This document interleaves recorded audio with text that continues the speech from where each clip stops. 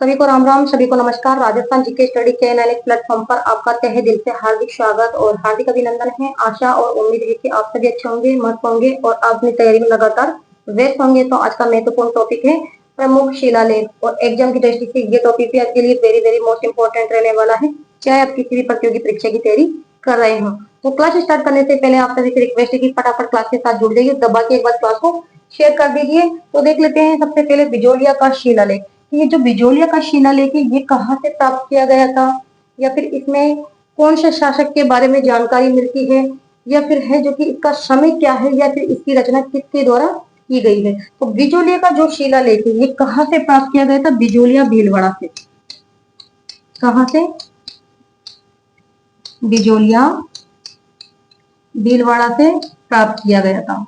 इसके अलावा इसका समय है 1170 ईस्वी। ठीक है, या फिर किस चौहान शासक के समय का है ये बिजोलिया का शिलालेख? बताइए, जो बिजोलिया का शिलालेख है ये किस चौहान शासक के समय का है? तो सोमेश्वर के काल का। ठीक है, सोमेश्वर सोमेश्वर के काल का है, यानी सोमेश्वर के बारे में इसमें विशेष रूप से जानकारी मिलती है। इसके अलावा जो बिजोलिया का शिलालेख है उसकी रचना किसके द्वारा की गई? नाम बताइए कि जो बिजोलिया का शिलालेख है इसकी जो रचना है वे किसके द्वारा की गई थी? गुणभद्र। किसके द्वारा? गुणभद्र के द्वारा। या फिर उत्कीर्णकर्ता का नाम भी आपसे पूछा जा सकता है, तो उत्कीर्णकर्ता का नाम है जैन श्रावक लोलाक। ठीक है, यहाँ तक क्लियर। या फिर एग्जाम में क्वेश्चन बनकर आ सकता है कि बिजोलिया का प्राचीन नाम बताइए। बिजोलिया जो शिलालेख है इसमें बिजोलिया का जो प्राचीन नाम है वे क्या है? विंध्यवली। कौन से नाम का उल्लेख है? विंध्यवली। विंध्यवली नाम का उल्लेख इसमें मिलता है। ठीक है, या फिर बिजोलिया का जो शिलालेख है इसमें क्या क्या उल्लेख है? एक तो इसमें अजमेर और सांबर के चौहानों का उल्लेख मिलता है। इसके अलावा चौहानों को वत्स गोत्री ब्राह्मण भी इसी शिलालेख में बताया गया है। तो देख लेते हैं बिजोलिया का शिलालेख। कौन से चौहानों के बारे में जानकारी मिलती है? अजमेर और सांबर। अजमेर एवं सांबर के चौहानों की जानकारी देता है ये शिलालेख। ठीक है, या फिर चौहानों को वत्स गोत्रीय ब्राह्मण इसी शिलालेख में बताया गया है। क्वेश्चन बनकर आ सकता है चौहानों को वत्स गोत्रीय ब्राह्मण कौन से शिलालेख में बताया गया है और किसके अनुसार बताया गया है, ये बताइए आप मुझे। तो चौहानों को जो वत्स गोत्रीय ब्राह्मण है वह बिजोलिया शिलालेख में बताया गया है, और किसके अनुसार बताया गया है? तो डॉक्टर दशरथ शर्मा के अनुसार नाम दिया जा सकता है यहाँ पर ऑप्शंस में आपको। तो डॉक्टर दशरथ शर्मा के अनुसार यहाँ पर आपको ध्यान में रखना है। ठीक है, इसके अलावा क्वेश्चन पूछा जा सकता है कि जो बिजोलिया का शिलालेख है इसमें राजस्थान के स्थलों के प्राचीन नामों का उल्लेख भी मिलता है। राजस्थान के राजस्थान के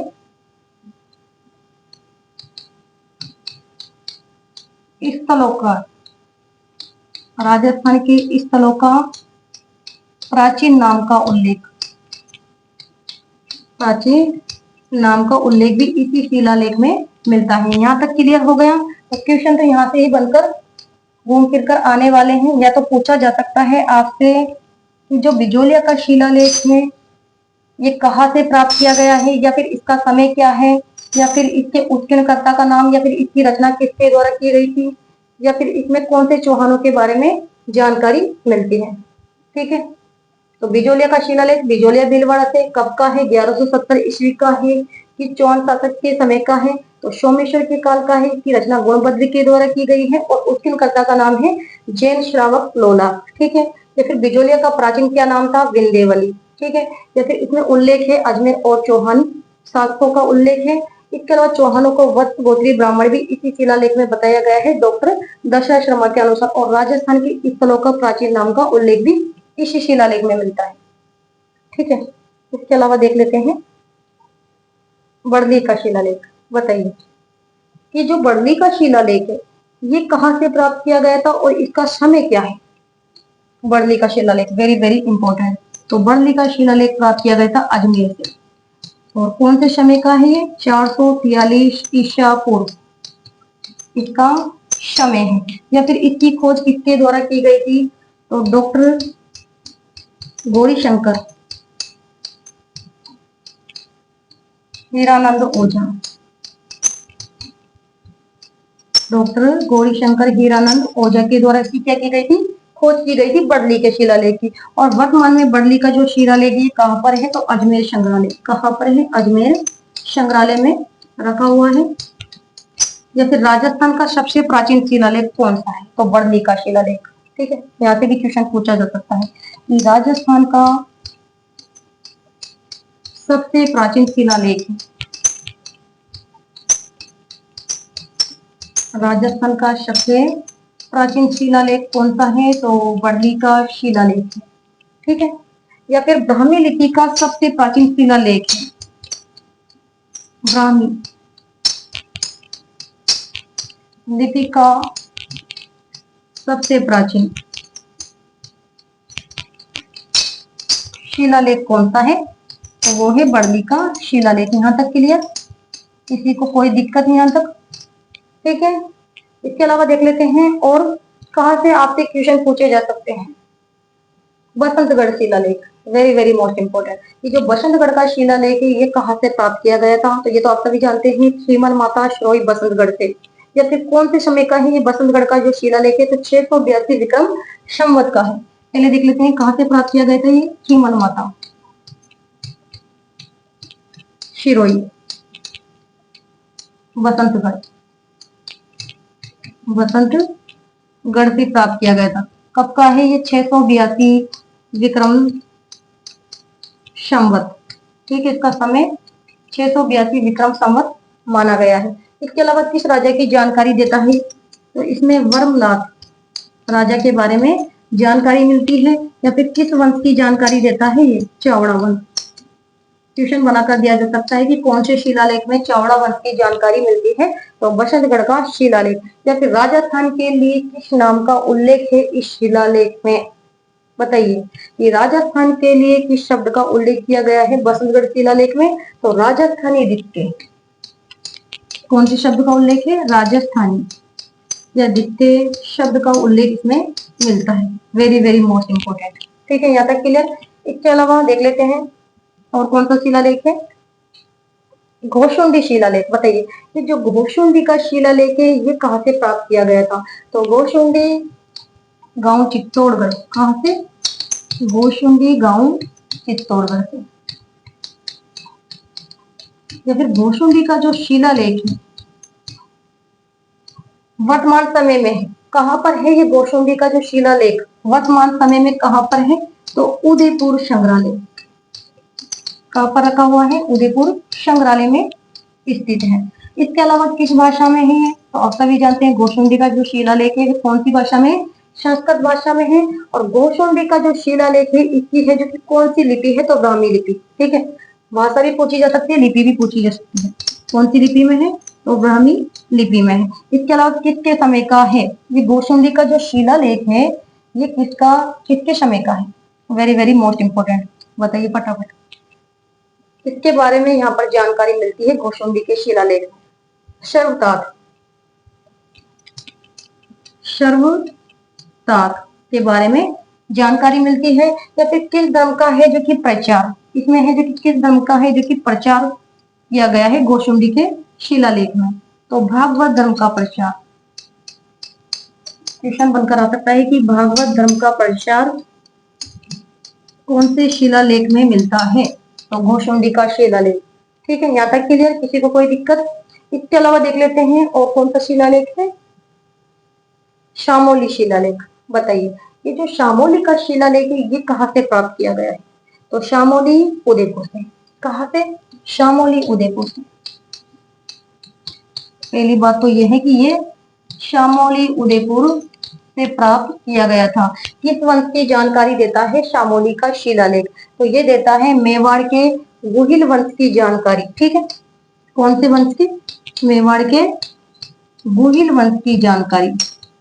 अब क्वेश्चन को यहाँ पर इस प्रकार से आपको बनाकर दिया जा सकता है कि मेवाड़ के गुहिल वंश की जानकारी देने वाला कौन सा शिलालेख है? तो कौन सा शिलालेख है? शामोली का शिलालेख है, जो कि मेवाड़ के गुहिल वंश की जानकारी देता है। इसके अलावा जो सामोली का शिलालेख है ये किस भाषा में है? तो संस्कृत भाषा में है। और किस लिपि में है? तो कुटिल लिपि। कौन सी लिपि में है? कुटिल लिपि में है। इसके अलावा वर्तमान समय में है ये सामोली का शिलालेख वर्तमान समय में कौन से संग्रहालय में रखा हुआ है? बताइए कौन से संग्रहालय में है? अजमेर संग्रहालय। अजमेर संग्रहालय में स्थित है ये शिलालेख। ठीक है, यहाँ तक क्लियर। इसके अलावा देख लेते हैं और कौन सा शिलालेख है।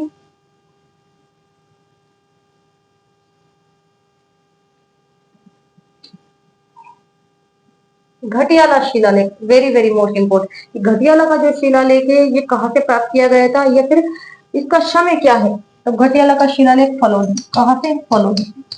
और इसका समय आप सभी जानते हैं। घटियाला का शिलालेख का समय क्या है? बताइए क्या है इसका समय? 861 ईस्वी ये इसका समय है। इसके अलावा किस शासक के समय का है ये घटियाला का शिलालेख?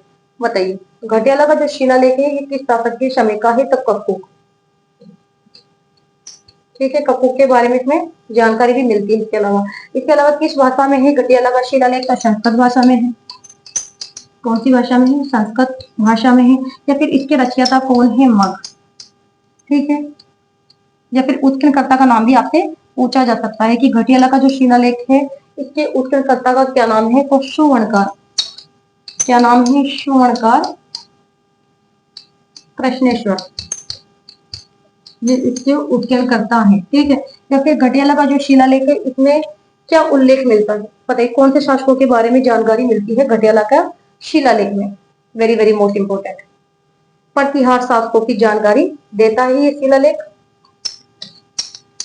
प्रतिहार शासकों की जानकारी। अब क्वेश्चन को यहाँ से इस प्रकार से बनाकर दिया जा सकता है कि प्रतिहार शासकों की जो जानकारी है वे कौन से शिलालेख में मिलती है? तो घटियाला शिलालेख में मिलती है। ठीक है, या प्रथम सती होने का उल्लेख,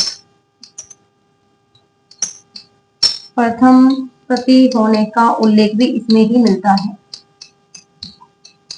या फिर जो घटियाला का शिलालेख है इसमें है जो कि हरिश्चंद्र से लेकर कपूर तक के शासकों के बारे में भी जानकारी मिलती है। हरिश्चंद्र से लेकर कपूर तक के शासकों की जानकारी यहाँ से भी पूछा जा सकता है कि हरिश्चंद्र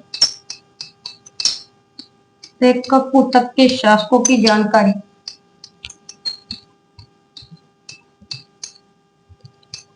कपूर तक के शासकों की जानकारी कौन सा शिलालेख देता है?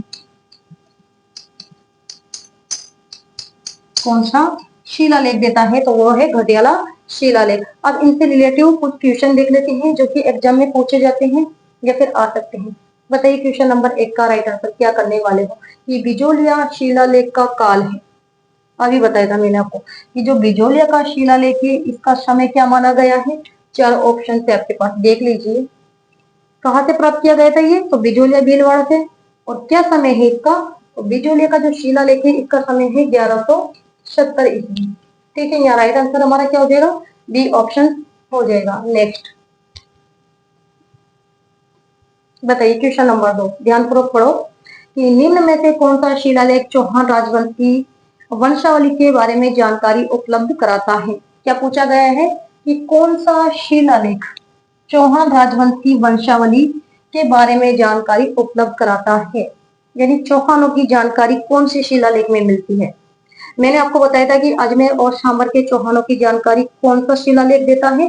बिजोलिया का शिलालेख, जिसमें सोमेश्वर के बारे में या फिर पृथ्वीराज चौहान तृतीय के बारे में भी जानकारी मिलती है। यहाँ राइट आंसर हमारा सी ऑप्शन हो जाएगा। और चौहानों को वत्स गोत्रीय ब्राह्मण बताया गया है तो इसी शिलालेख में बताया गया है, बिजोलिया शिलालेख में।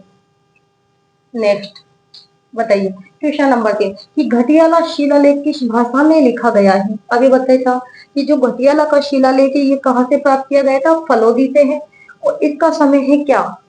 861 ईस्वी। ठीक है। लेकिन यहाँ पूछा गया है कि घटियाला जो शिलालेख है किस भाषा में है, तो संस्कृत भाषा। कौन सी भाषा में है, संस्कृत भाषा। यहाँ राइट आंसर हमारा सी ऑप्शन हो जाएगा। और कौन से शासक की जानकारी देता है घटियाला का शिलालेख, तो ककूक के बारे में यहाँ पर जानकारी मिलती है। इसके अलावा बताइए क्वेश्चन नंबर क्या, कि किस अभिलेख में चौहानों को वत्स गोत्रीय ब्राह्मण बताया गया है। लोकेशन पूछ भी लिया गया है आपसे कि किस अभिलेख में चौहानों को वत्स गोत्रीय ब्राह्मण बताया गया है। कौन सी शिलालेख में, बिजोलिया शिलालेख में। किसके अनुसार बताया गया है, तो डॉक्टर दशरथ शर्मा के अनुसार। डॉक्टर दशरथ शर्मा के अनुसार। या तो पूछा जा सकता है आपसे कि चौहानों को जो वत्स गोत्रीय ब्राह्मण बताया है कौन से शिलालेख में, तो बिजोलिया शिलालेख में। या फिर किसके अनुसार बताया है, तो डॉक्टर दशरथ शर्मा के अनुसार। Very very most important. इसके अलावा नेक्स्ट क्वेश्चन बताइए, घटियाला शिलालेख में किस प्रतिहार शासक से, घटियाला शिलालेख किस प्रतिहार शासक से संबंधित है। कौन से प्रतिहार शासक से संबंधित है, चार ऑप्शन है आपके सामने, बताइए क्या करने वाले हो। अभी पढ़ा था हमने कि जो घटियाला का शिलालेख है इसमें कौन से शासक के बारे में जानकारी मिलती है, तो हरिश्चंद्र से लेकर कपूर तक के शासकों के बारे में जानकारी देता है। ठीक है, तो कपूर के समय का है, राइट आंसर हमारा बी ऑप्शन हो जाएगा। इसके अलावा अगर क्वेश्चन आपको बनाकर दे दिया जाए कि घटियाला शिलालेख में किस वंश की जानकारी देता है, तो प्रतिहार शासक। ठीक है, प्रतिहार शासकों की जानकारी इस शिलालेख में मिलती है, घटियाला शिलालेख में। नेक्स्ट बताइए, बड़ा ही शानदार क्वेश्चन पूछा गया है। क्या पूछा गया है कि निम्न में से असंगत है, शिलालेख और जिलों के नाम दे दिए गए हैं और देख लीजिए आप कौन सा असंगत है। चिरवा का जो शिलालेख है ये उदयपुर से है, बिल्कुल सही है। मानमोरी का शिलालेख चित्तौड़गढ़ से प्राप्त किया गया था। घटियाला का शिलालेख जैसलमेर, बिल्कुल गलत। घटियाला का जो शिलालेख है कौन से जिले से प्राप्त किया गया था, अभी बताया था मैंने आपको, फलोदी। कहाँ से, फलोदी से प्राप्त किया गया था। और बसंतगढ़ का शिलालेख खीमल माता सिरोही से प्राप्त किया गया था। तो यहाँ क्या पूछा गया है कि निम्न में से असंगत है, यहाँ राइट आंसर हमारा सी ऑप्शन हो जाएगा। ठीक है, यहाँ तक क्लियर। इसके अलावा देख लेते हैं लास्ट क्वेश्चन, क्वेश्चन नंबर 7। बताइए, बिजोलिया शिलालेख की चौहान नरेश के काल का है, किसी चौहान नरेश के काल का है। चार ऑप्शन है आपके सामने, किसके काल का है, सोमेश्वर के काल का है। कहाँ से प्राप्त किया गया था, बिजोलिया भीलवाड़ा से। क्या समय है इसका, 1170 ईस्वी। ठीक है, तो इस प्रकार से क्वेश्चन आपको बनाकर दिए जा सकते हैं और थ्योरी से क्वेश्चन घूम फिर कर आते हैं। ठीक है, तो आज के सेशन को तो यहाँ पर ही समाप्त करते हैं और नेक्स्ट क्लास में मिलते हैं। तब तक के लिए धन्यवाद, थैंक यू सो मच।